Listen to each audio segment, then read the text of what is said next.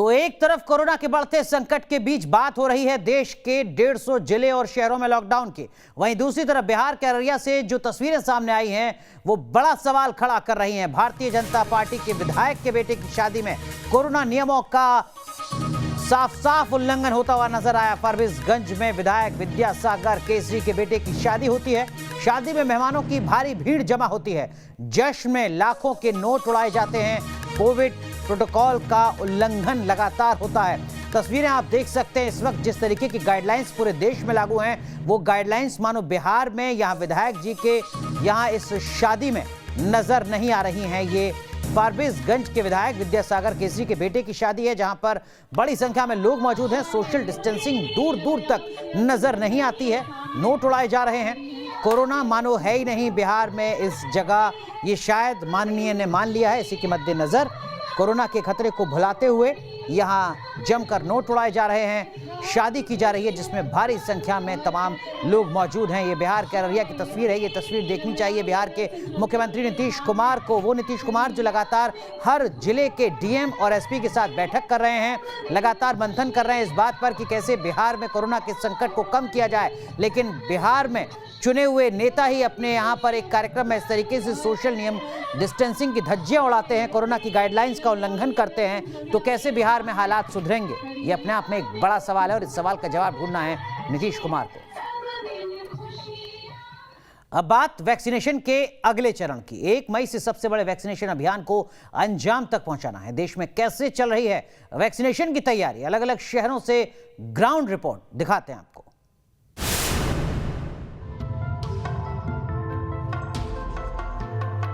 सबसे बड़े वैक्सीनेशन अभियान की तैयारी हो रही है। 18 साल से ऊपर वालों को वैक्सीन देना है। कोरोना काल में जिंदगी बचाने के लिए बस एक ही संजीवनी नजर आ रही है, वो है वैक्सीन। देश के अलग अलग शहरों में वैक्सीन की तैयारियां चल रही हैं।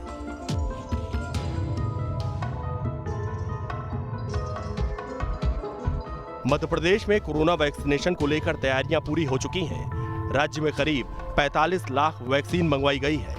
यहां माना जा रहा है कि शुक्रवार को वैक्सीन प्रदेश को मिल जाएगी, जिसके बाद 1 मई से टीकाकरण अभियान शुरू होगा।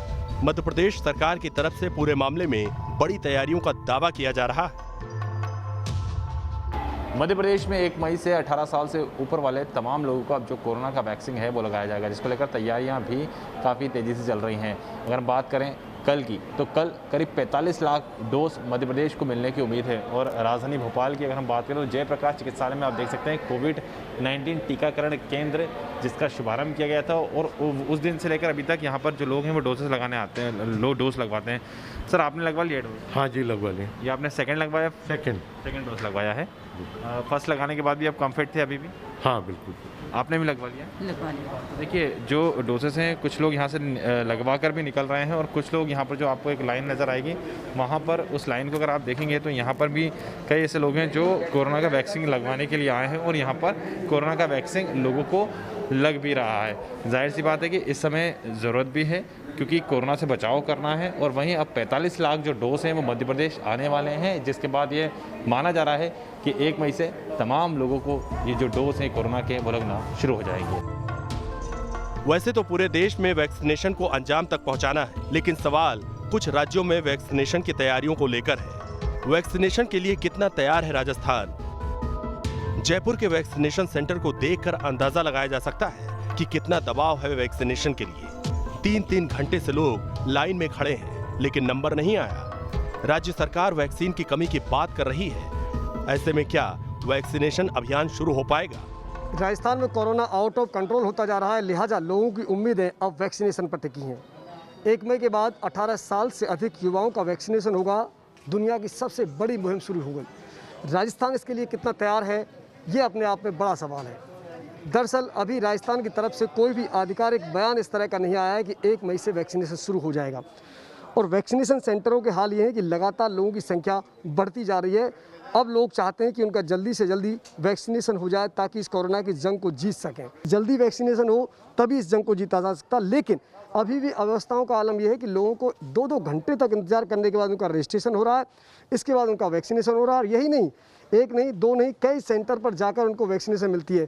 सर आपसे मेरी बात हो रही थी, आप बता रहे थे एक सेंटर पर लगातार 3 दिन से जा रहे हैं, वहाँ पर आपकी वैक्सीनेशन नहीं हुआ? दिन पहला वैक्सीनेशन मेरा 13/3 को लगा है। मेरा मैं 28 दिन के बाद में भी गया हूँ, तब भी मुझे जवाब ये दिया गया कि 42 दिन के बाद आना। 42 दिन के बाद में मैं जा रहा हूँ, तो आज 5 दिन से कंटिन्यूस वहाँ से वैक्सीनेशन की व्यवस्था नहीं हो रही है।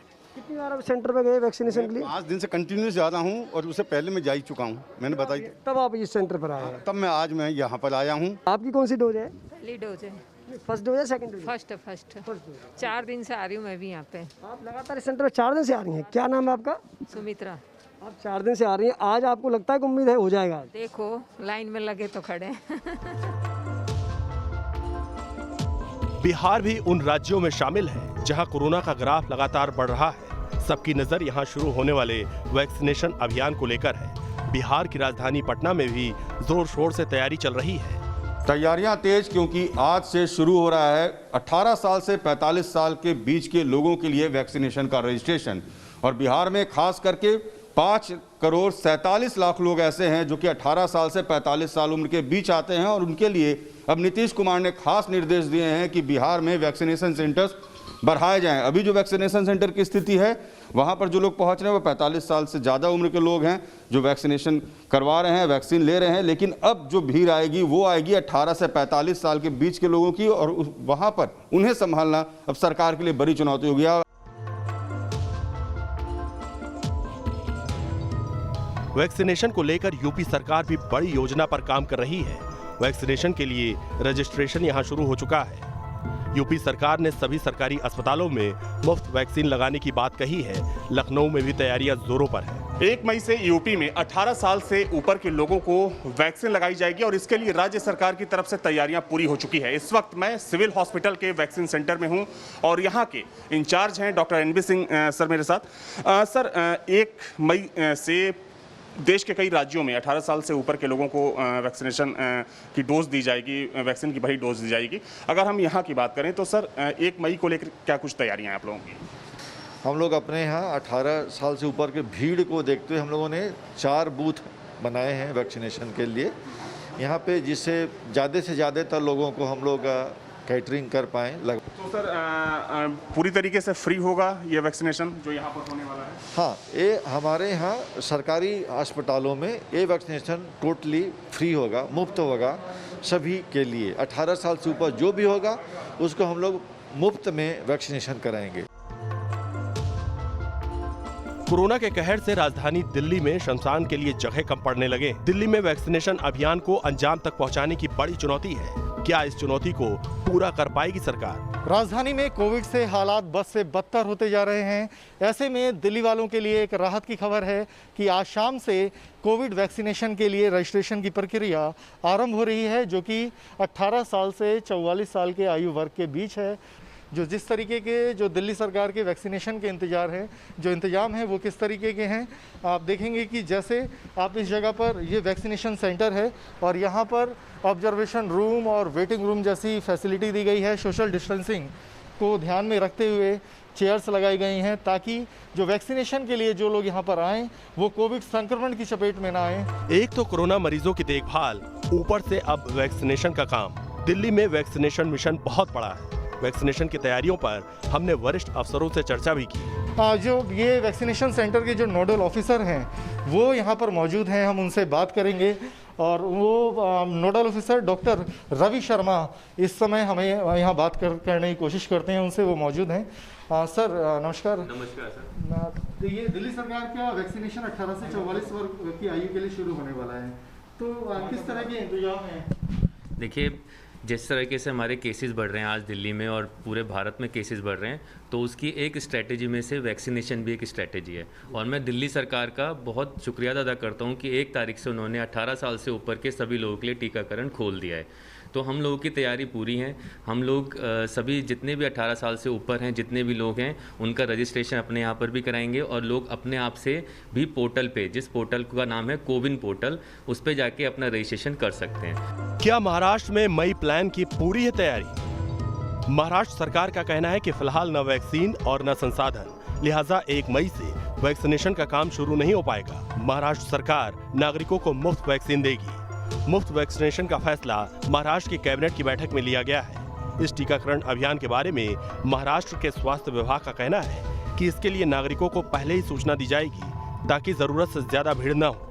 असल में आपसे जानना चाहिए, क्या आज के दिन जो है वैक्सीनेशन, मुफ्त वैक्सीनेशन में कोई फैसला हो सकता है और लॉकडाउन बढ़ाने की मांग हो सकती है? जहाँ जहाँ कांग्रेस की सरकार है वहाँ जो है ऑलरेडी निर्णय लिया जा चुका है और यहाँ पे भी कांग्रेस की यही मांग होगी कि सरकार जो है, सरकार की भी शायद यही हित है कि महाराष्ट्र में सारे लोगों को फ्री वैक्सीनेशन मिले। देश कोरोना के संकट से कितनी जल्दी, कितने बेहतर तरीके से उबर पाएगा, ये देश में वैक्सीनेशन मुहिम की सफलता तय करेगी। Team news nation. तो देश भर में किस तरीके से तैयारियां आगे बढ़ रही हैं ये हम आपको बता रहे हैं। वहीं दूसरी तरफ तमिलनाडु की अगर भी बात की जाए, दक्षिण के राज्य तमिलनाडु में रेमडेसिविर इंजेक्शन का संकट लगातार सामने आ रहा है। चेन्नई के एक अस्पताल में जब इस इंजेक्शन की खेप आई तब मरीजों के तीमारदारों के बीच इसे लेने के लिए किस तरीके से अफरा तफरी मची। देखिए न्यूज़ नेशन से चेन्नई से हमारे सहयोगी श्री प्रपंच की ये रिपोर्ट।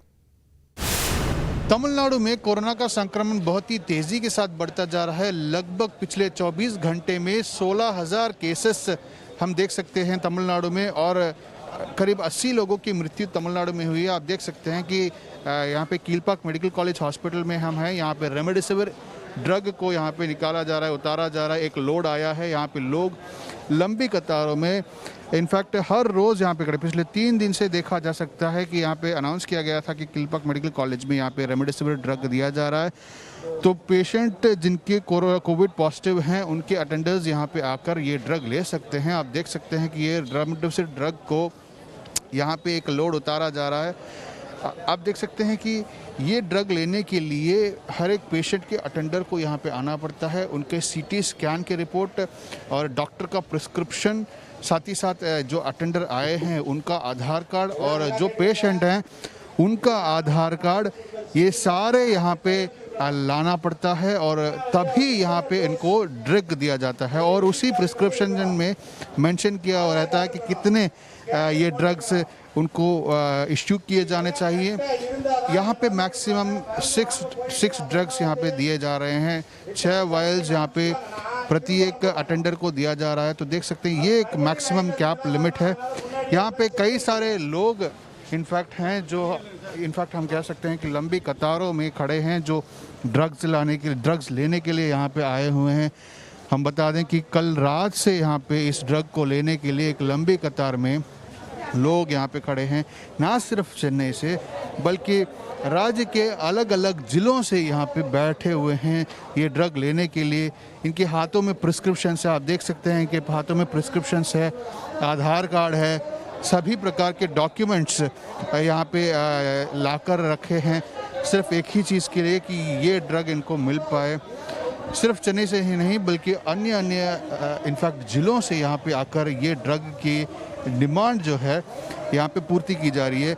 अगर बताया जाए कि गवर्नमेंट में कहा गया है कि ये ड्रग सफिशिएंट क्वांटिटी यानी पर्याप्त क्वांटिटी में ये ड्रग है, मगर प्राइवेट हॉस्पिटल्स की अगर बात की जाए तो अगर उनके पास ये ड्रग ख़त्म हो जाता है तो पेशेंट के केस टू केस बेसिस पर गवर्नमेंट में ही ये ड्रग इश्यू किया जा रहा है। जो नॉमिनल प्राइस है उसी के आधार पर यहाँ पे ड्रग्स को इश्यू किया जा रहा है। हम बता सकते हैं कि यहाँ पे अभी तक सिर्फ एक ही काउंटर है। ये सारे लोग जो आप देख रहे हैं रेमडेसिविर ड्रग लेने के लिए ही यहाँ पे आए हैं। अब देखा जा सकता है कि आज हेल्थ सेक्रेटरी ने कहा है कि इनफैक्ट वे ये ड्रग के लिए एक और काउंटर बनाएंगे।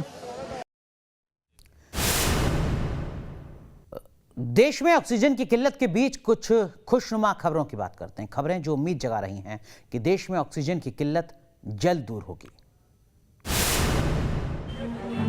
देश में ऑक्सीजन की किल्लत है और पूरी दुनिया हिंदुस्तान की मदद के लिए आगे आ रही है।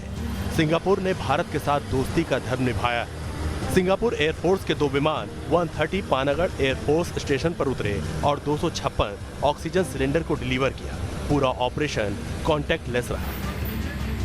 देश में भी अलग अलग शहरों में संजीवनी पहुंचाने की मुहिम जोर शोर से चल रही है। वायुसेना का विमान एक बार फिर इंदौर पहुंचा। इसके बाद ऑक्सीजन के 3 खाली टैंकर लेकर विमान रायपुर रवाना हुआ। अब तक 6 दिनों में 12 ऑक्सीजन टैंकर एयरलिफ्ट कर चुकी है भारतीय वायुसेना। अब तक 120 टन ऑक्सीजन जामनगर से इंदौर पहुंच चुका है। यूपी में भी ऑक्सीजन की किल्लत दूर करने की कोशिश की जा रही है। उत्तर प्रदेश के अस्पतालों में ऑक्सीजन की किल्लत पर काबू करने के लिए यूपी की योगी सरकार के आदेश पर आईआईटी कानपुर ने एक ऑक्सीजन ऑडिट सिस्टम ऐप तैयार किया है। इसकी मदद से अस्पतालों में ऑक्सीजन कितनी है, कितनी खपत होती है, कितने वक्त की ऑक्सीजन बची है, इन सब का समय रहते पता चलेगा। ये ऑक्सीजन मॉनिटरिंग ऐप का जो मुख्य उद्देश्य है वो ये लगातार इस बात को मॉनिटर करना कि किस हॉस्पिटल में कितने पेशेंट हैं, उनकी कितनी आवश्यकता है रोज की ऑक्सीजन की, और कितनी ऑक्सीजन उनके पास इस समय है। तो जब ये हमारे पास डेटा लाइव रहेगा तो उससे फिर ये निकाला जा सकता है कि किस हॉस्पिटल में अगले कुछ दिनों में कितनी आवश्यकता होगी। ऑक्सीजन की किल्लत की वजह सप्लाई से ज्यादा सिलेंडरों का अभाव है। यूपी में इस कमी को दूर करने की कोशिश की जा रही है। प्रयागराज में पंप, कंप्रेशर और हर तरह के सिलेंडर बनाने वाली company Bharat pumps and compressors limited में ऑक्सीजन सिलेंडर का निर्माण शुरू हो गया है। देश भर में ऑक्सीजन और ऑक्सीजन सिलेंडर की मारामारी और किल्लत के बीच अच्छी खबर आई है संगम नगरी प्रयागराज से, जहां नैनी इंडस्ट्रियल एरिया में Bharat pumps and compressors limited company में अब दोबारा जो सिलेंडर बनाने का प्लांट है वो शुरू होने जा रहा है और उसके लिए बाकायदा केंद्र सरकार ने परमिशन दे दी है। तो जिस तरह की स्थिति है उसमें तमाम जो प्रशासन के लोग हैं और उद्योग विभाग के लोग हैं उन्होंने यहाँ का सर्वेक्षण किया था, उसके बाद सरकार को रिपोर्ट दी थी। उसके बाद केंद्र सरकार ने अब परमिशन दे दिया इस कंपनी को, जो 2013 से यहाँ पर सिलेंडर बनाने का काम जो था, प्लांट था, वो बंद चल रहा था। तो यूपी सरकार के आदेश पर कंपनी 3 हफ्तों में 2500 सिलेंडर बनाएगी। कंपनी के पास हर महीने 5000 सिलेंडर बनाने की क्षमता है। एक्चुअली ऐसा है कि जो हमको जो ऑक्सीजन के सिलेंडर की जो कमी पूरी चली तो हमारे जो यहाँ के लोकल एडमिनिस्ट्रेशन ने हम लोग को बुलाया था और कहा कि देखिए आप एक्सप्लोर करिए कि यहाँ से आप लोग बना सकते हैं कि नहीं बना सकते हैं, और पुराना सिलेंडर को दोबारा चलाने की कोशिश करें क्योंकि थोड़ा जिससे कि एक नेशनल मिशन है। तो उन्होंने परमिशन, हमारा लेटर से लेके परमिशन लिया है और केंद्र सरकार से बात करके कल हमारे पास ऑर्डर आ गया 2500 सिलेंडर का इंडस्ट्रियल ऑक्सीजन का, जो कि मेडिकल में यूज़ किया जाएगा। ऑक्सीजन की कमी देश के लिए बड़ी चुनौती है। मुश्किलें बहुत हैं, लेकिन इसे पूरा करने की कोशिश हो रही है। Team news nation. और इस बड़े संकट के बीच प्रधानमंत्री नरेंद्र मोदी ने साफ किया है कि सरकार पीएम केयर्स फंड से 1 लाख पोर्टेबल ऑक्सीजन कंसंट्रेटर की खरीद करेगी। इसके साथ ही पीएम केयर फंड के तहत 500 नए पीएसए ऑक्सीजन प्लांट को भी मंजूरी दी गई है। आपको बता दें कि इससे पहले 713 प्रोजेक्ट्स को मंजूरी दी गई है। पीएम मोदी ने साफ साफ कहा है कि इससे मोटे तौर पर जो जिला मुख्यालय हैं और जो छोटे शहर हैं वहां पर ऑक्सीजन की पहुंच में सुधार आएगा। इससे पहले वायुसेना प्रमुख air chief marshal RKS Bhadauria भी प्रधानमंत्री नरेंद्र मोदी से मुलाकात करते हैं। उन्होंने वायुसेना की तरफ से जो अब तक के प्रयास किए गए हैं उसके बारे में पीएम मोदी को अपडेट दिया है। एक छोटा सा ब्रेक यहां ले रहे हैं, तुरंत हाजिर होते हैं।